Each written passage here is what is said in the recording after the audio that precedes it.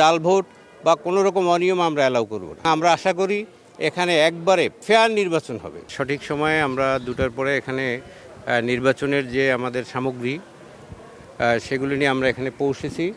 আমাদের সহকারী presiding, polling সকলেই এখানে আছে এবং আমাদের প্রস্তুতি অনেক ভালো।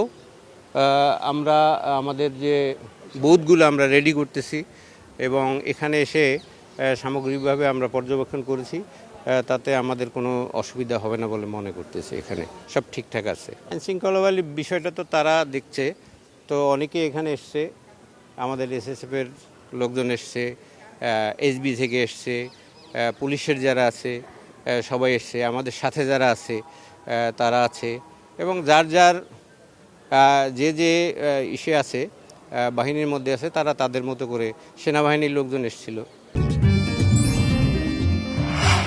আমার অথেন্টিক ব্রাজিলিয়ান কফি, তারা পরিস্থিতি দেখে গেছে, কোথাও কোনো আপাতত কোনো সমস্যা নেই। এখানে তো আসলে আমরা সবাইকে ভোটার হিসেবে দেখছি, প্রত্যেকের নাগরিক অধিকার প্রয়োগ করবে, ভোট দিবে।